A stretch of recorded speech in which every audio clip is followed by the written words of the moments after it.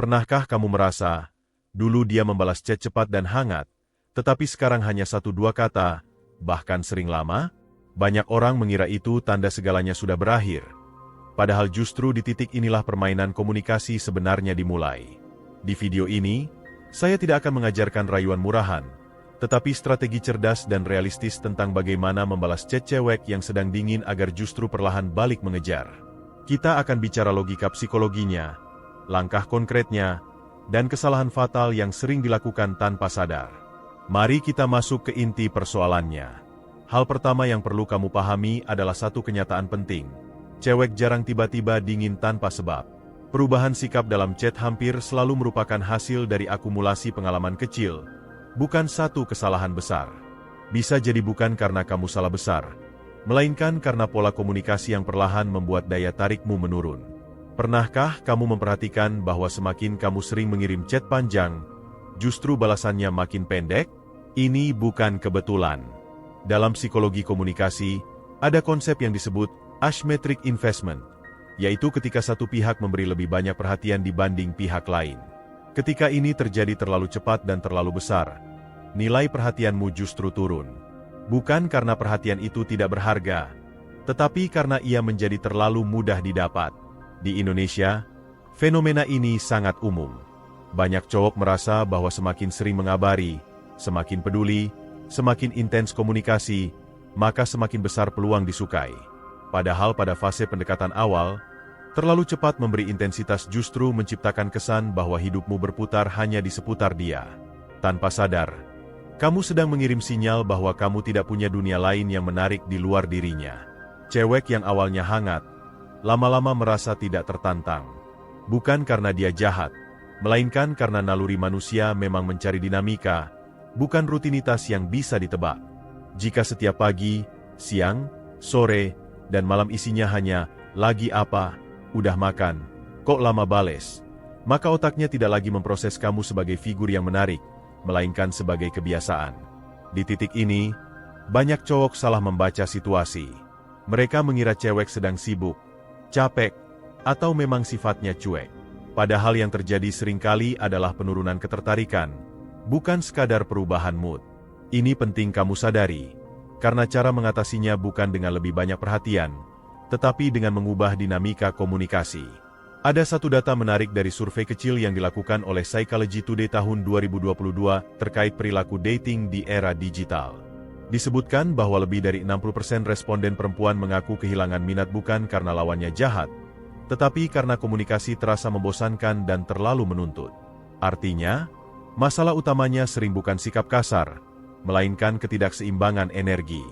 Sekarang, coba refleksikan. Sejak kapan balasan dia mulai dingin? Apakah sejak kamu makin sering mengejar? Sejak kamu mulai menunjukkan ketergantungan emosional lewat chat? Atau sejak kamu berhenti memberi ruang untuk dia penasaran? Karena jika kamu tidak jujur membaca akar masalahnya, semua teknik balas chat di dunia tidak akan efektif.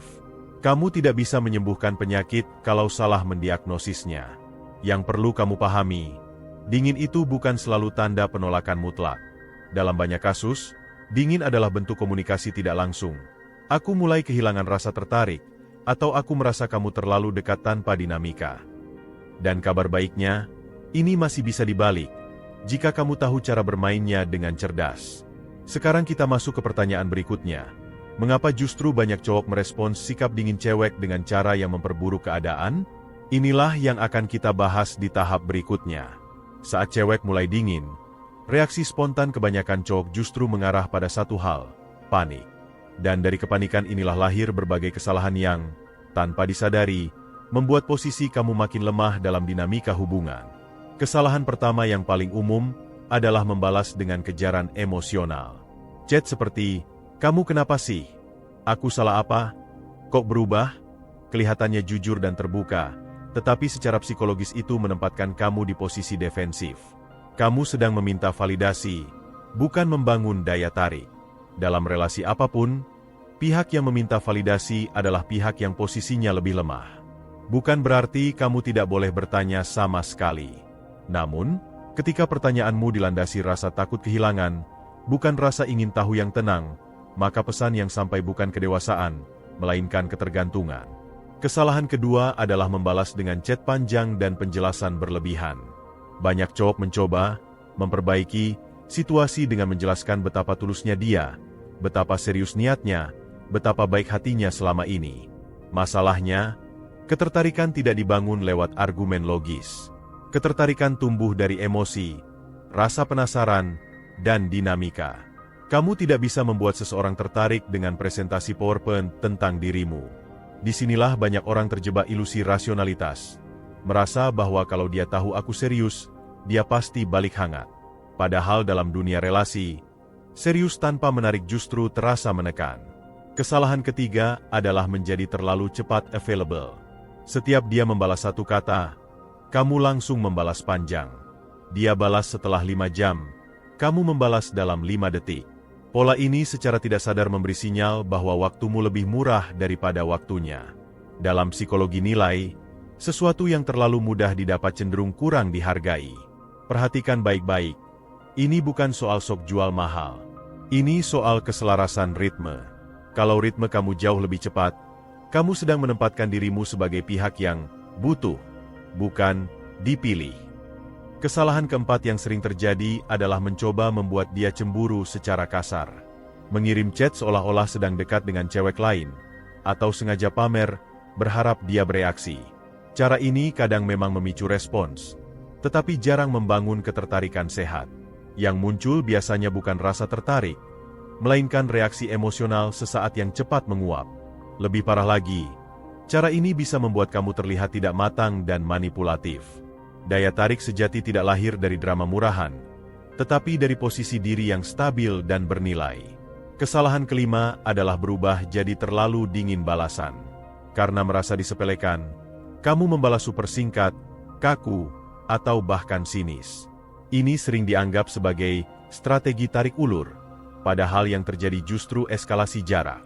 Kamu bukan sedang menciptakan misteri, tetapi sedang memutus jembatan komunikasi. Strategi yang efektif bukan menjadi lebih dingin dari dia, tetapi menjadi lebih bernilai dari sebelumnya.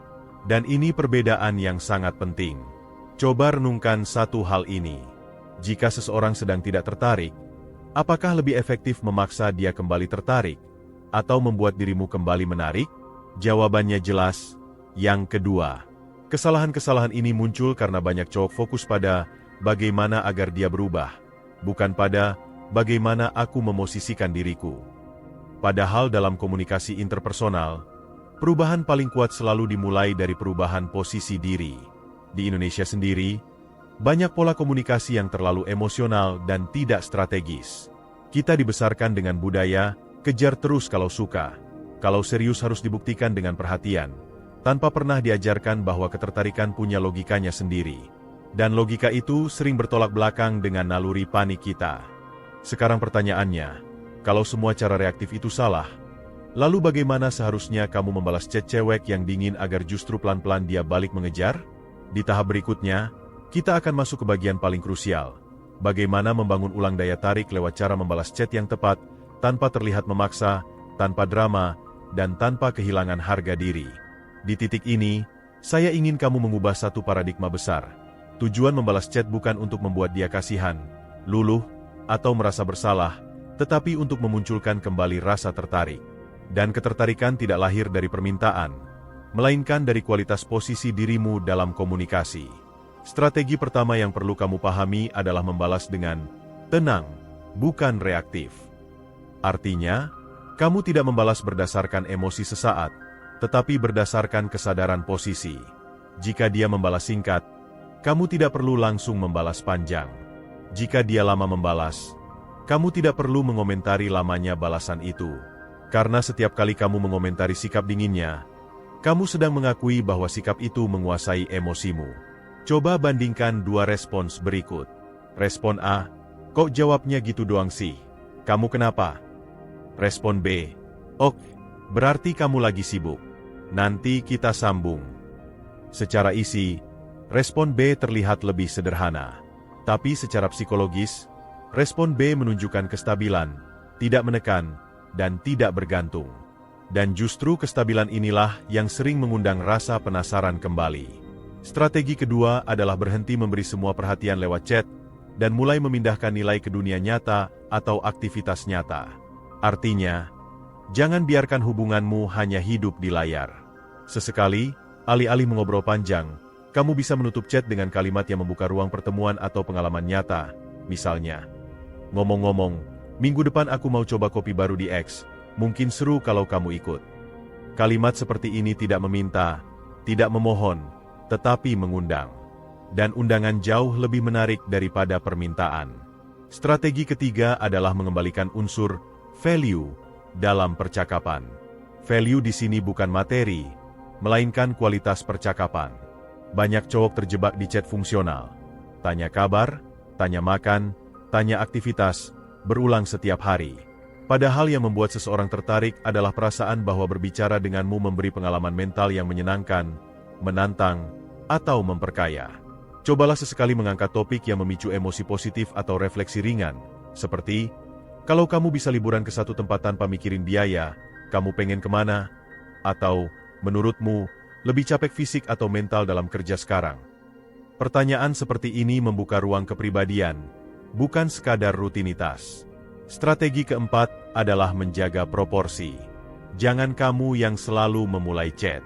Jika selama ini kamu selalu jadi pihak yang membuka percakapan, cobalah berhenti sejenak. Bukan untuk menghilang dramatis, tetapi untuk mengembalikan keseimbangan. Dalam banyak kasus, ketika tekanan menghilang, ruang untuk inisiatif justru muncul dari pihak sebaliknya. Ini bukan trik manipulasi. Ini soal menghentikan pola yang membuat kamu terlihat selalu tersedia. Karena daya tarik tidak tumbuh dari ketersediaan mutlak, tetapi dari keseimbangan antara hadir dan memberi ruang. Strategi kelima adalah menyederhanakan balasan tanpa kehilangan kualitas. Banyak orang mengira bahwa membalas singkat berarti dingin. Padahal yang membedakan dingin dan singkat adalah nada dan niat. Iya, bisa terasa dingin, tetapi, iya, kedengarannya seru, terasa hidup walau singkat. Fokuslah pada kualitas satu kalimat, bukan kuantitas paragraf. Lebih baik satu kalimat yang ringan, tenang, dan bernilai, daripada 5 paragraf yang penuh kecemasan. Strategi keenam adalah berhenti membicarakan status hubungan di fase dingin. Jangan bertanya, kita ini apa, kamu serius nggak? Atau, kamu masih mau lanjut nggak? Pertanyaan-pertanyaan ini justru muncul saat daya tarik sedang turun, dan secara logika itu seperti menanyakan komitmen kepada orang yang belum lagi menikmati prosesnya. Komitmen adalah buah dari ketertarikan, bukan alat untuk memaksakan ketertarikan. Strategi ketujuh yang sering dilupakan adalah memperbaiki hidupmu di luar chat. Ini mungkin terdengar klise, tetapi justru disinilah kuncinya. Jika hidupmu penuh, aktif, produktif, dan menarik, maka chatmu akan otomatis berubah nadanya. Kamu tidak lagi mengobrol untuk mengisi kekosongan, tetapi berbagi potongan hidup yang sudah bermakna. Dalam banyak kasus, cewek mulai dingin bukan karena kamu salah bicara, tetapi karena dia merasakan bahwa hidupmu terlalu berpusat padanya. Dan tidak ada yang lebih melelahkan daripada menjadi pusat hidup orang lain yang belum tentu siap menanggung peran itu. Sekarang, coba renungkan satu hal. Jika kamu berhenti mengirim chat selama 1 hari, apakah hidupmu tetap berjalan menarik? Atau terasa hampa? Jawaban jujur atas pertanyaan ini akan menentukan seberapa kuat posisi komunikasimu. Strategi ke-8 adalah menggunakan humor ringan dan observasi cerdas, bukan rayuan murahan. Humor yang baik bukan merendahkan diri atau menggombal berlebihan, tetapi menunjukkan kecerdasan emosional. Misalnya, aku baru sadar, notifikasi chat sekarang lebih bikin deg-degan daripada alarm pagi. Kalimat seperti ini ringan, tidak menekan, dan menciptakan kesan personal tanpa memaksa. Perlu kamu pahami, tujuan semua strategi ini bukan membuat dia langsung berubah hangat dalam 1 malam. Tujuannya adalah mengubah persepsinya tentangmu secara bertahap, dari yang terlalu mengejar, menjadi sosok yang tenang, bernilai, dan menarik untuk direspons. Dan perubahan persepsi ini tidak terjadi lewat 1 chat, tetapi lewat konsistensi pola baru. Namun, ada satu bagian penting yang sering dilupakan. Bagaimana menghadapi kemungkinan bahwa meskipun kamu sudah melakukan semua ini dengan benar, dia tetap tidak kembali seperti dulu? Apakah berarti kamu gagal? Atau justru kamu menang? Di tahap ini, saya ingin mengajak kamu berpikir lebih dewasa dan jangka panjang. Karena cara kamu menyikapi hasil dari strategi ini sama pentingnya dengan strategi itu sendiri. Pertama, kamu harus menata ekspektasi dengan jujur. Tujuan dari membalas chat dengan cerdas bukan untuk menjamin bahwa dia pasti kembali seperti dulu, tetapi untuk memastikan bahwa apapun hasilnya, kamu tidak merendahkan dirimu sendiri dalam prosesnya. Banyak orang terjebak pada ilusi bahwa jika mereka sudah melakukan dengan benar, maka orang lain wajib membalas sesuai harapan.